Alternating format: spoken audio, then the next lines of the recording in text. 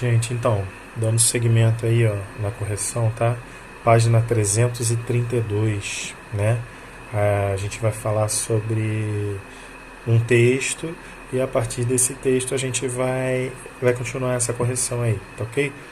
Olha só, leia o texto a seguir e responda as questões. A permanência de Getúlio Vargas no poder não teria sido possível sem o extraordinário sucesso econômico alcançado durante seu primeiro governo. Para se ter noção do significado profundo dessa afirmação, basta mencionar que por volta de 1945, nossa industrialização finalizava seu primeiro grande ciclo. Em outras palavras, pela primeira vez a produção fabril brasileira ultrapassava a agrícola como principal atividade da economia.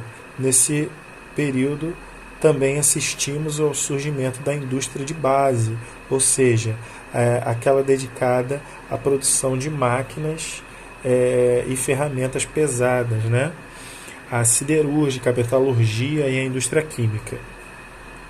Surpreendentemente, essas transformações ocorreram em uma conjuntura internacionalmente adversa. É bom lembrar que a crise de 29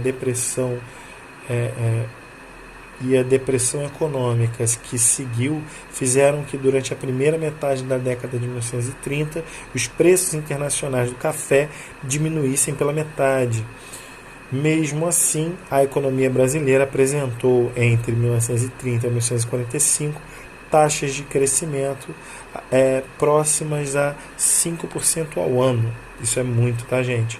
Contudo, esse desenvolvimento não ocorre de maneira equilibrada. A atividade industrial apresenta taxas de crescimento anual de 3 a 7 vezes mais elevadas do que a agricultura. Esta, além de sofrer diminuição pela metade em relação aos anos 20, registra uma forte tendência à estagnação, no caso a agricultura, né, gente? Tá? De acordo com o texto, o que tornou possível a permanência de Getúlio Vargas no poder? Gente, Getúlio Vargas é considerado um excelente presidente, tá, gente? O modo que ele assumiu e geriu a política brasileira torna ele talvez o melhor presidente do Brasil até hoje. Por muitos considerado como o melhor presidente até hoje. Tá bom?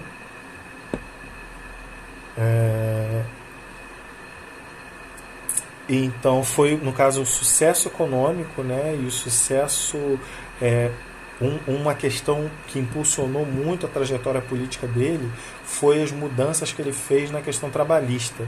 Por quê? Isso gerou na população mais pobre uma vontade de manter Getúlio Vargas no poder, porque ele era considerado um herói pelo povo, né, por ele ter feito essas mudanças na questão trabalhista, tá bom? B. Qual foi o grande destaque da economia brasileira durante o governo de Getúlio Vargas? Então, o grande destaque na economia, a economia no caso de produção, né, seria a questão industrial, conforme é dito aqui no texto. Esse desenvolvimento industrial que ia contra tudo que as outras sociedades estavam passando no momento, por causa da crise de 29, o Brasil conseguiu se alavancar aí e gerar uma grande força, né, industrial. Tá?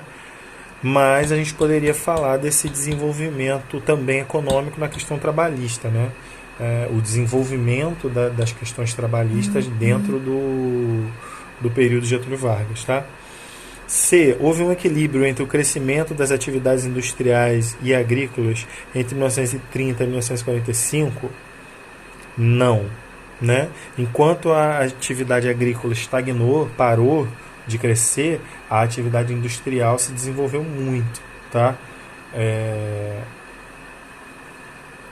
Não sei exatamente o porquê, mas o crescimento industrial se mostrou infinitamente mais evoluído e desenvolvido do que o crescimento das atividades agrícolas.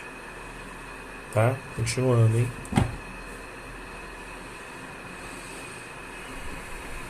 Aqui, ó. 2. Explique o que foi o Plano Cohen e de que maneira ele foi utilizado por Getúlio Vargas para permanecer no poder.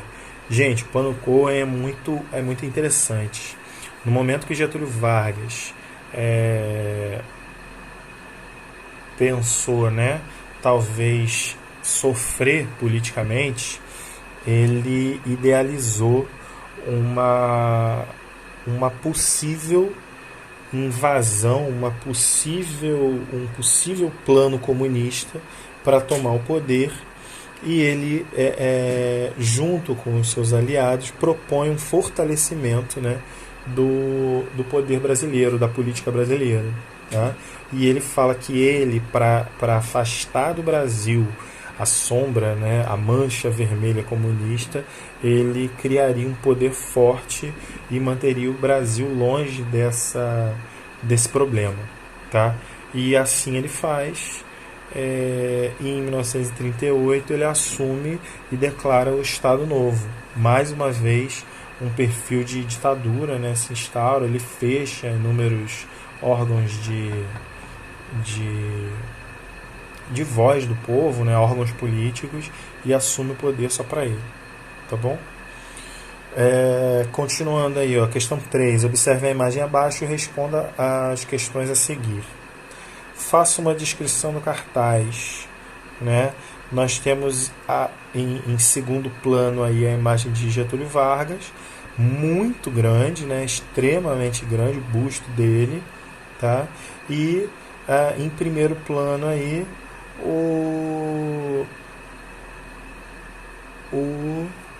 a população trabalhadora, né, chamando aí, eu acredito, fazendo uma passeata aí com a bandeira, né, dia 10 de novembro, que é se eu não me engano, o Dia do Trabalho, né? E eles estão aí chamando essa população aí para essa passeata, tá?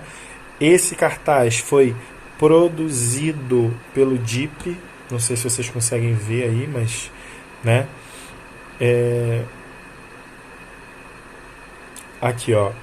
Por ínfimo, ou seja, por menor que seja no presente, o trabalho de cada brasileiro em bem da coletividade apressará o renovamento do futuro, tá?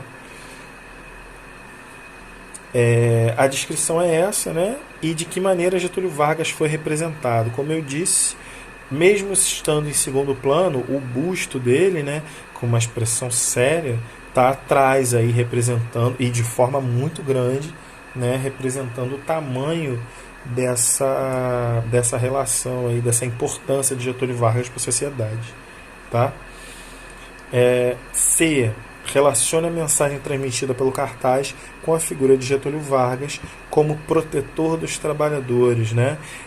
Nós temos uma mensagem aqui falando que, por menor que seja o trabalho, se ele for feito em prol da população, isso vai garantir o futuro brasileiro. É basicamente isso que o cartaz fala. Então mostra que Getúlio Vargas está por trás dos trabalhadores como uma força maior, garantindo que mesmo o menor dos trabalhadores será importante para o futuro do Brasil. Tá? Eu acho que essa seria a melhor definição aí desse cartaz. Então, nós vamos ter mais matéria, né? E aqui nós começamos a ter de novo exercícios.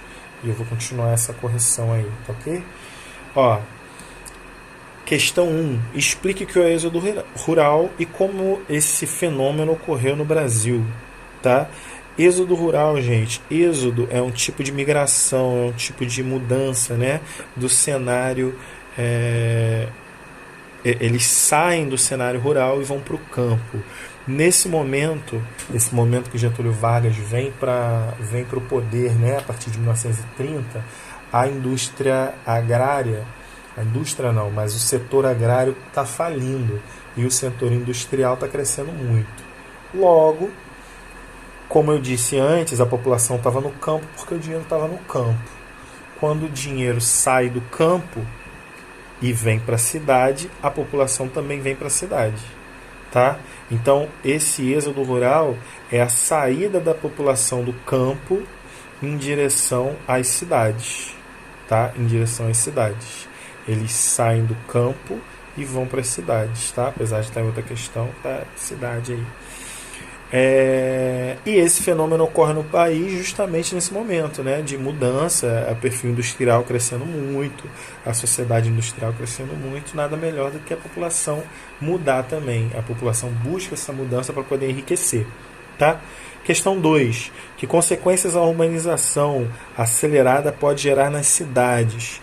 Muito fácil de entender, gente. A gente tem aqui perto de nós, né, Macaé, que é um exemplo disso, essa urbanização acelerada, vai gerar diversos problemas, tá? Dentro da sociedade, dentro da cidade. Nós vamos gerar problemas com saneamento básico, problemas de infraestrutura, planejamento urbano, né? E dentro da questão de produção, tá? A gente vai ter um esvaziamento dos campos, né? Um problema relacionado à saúde também, ok? A mão de obra dos campos vai diminuir, a saúde das cidades vai ficar precária, daí vão gerar uma série de moradias inadequadas, né? E favelas vão crescer, vão se desenvolver ainda mais, e principalmente no Rio de Janeiro, né? Aqui, ó, como esses problemas podem ser evitados? Planejamento urbano, tá? Investimento do governo. Isso tudo vai mudando esse perfil das cidades sem planejamento e vai gerando aí um planejamento muito maior, muito melhor nessas cidades aí industriais, tá? Questão 4, já muda um pouco a realidade, né? Qual é a função do Serviço de Proteção ao Índio, o SPI? Tá? Ela busca integrar, no caso, né, essas dinâmicas de economia integrar os índios com as dinâmicas de economia nacional, tá? E eram organizadas atividades educativas, ensinavam trabalhos, ensinavam serviços, ensinavam símbolos cívicos, né, em relação à nossa sociedade, ao desenvolvimento da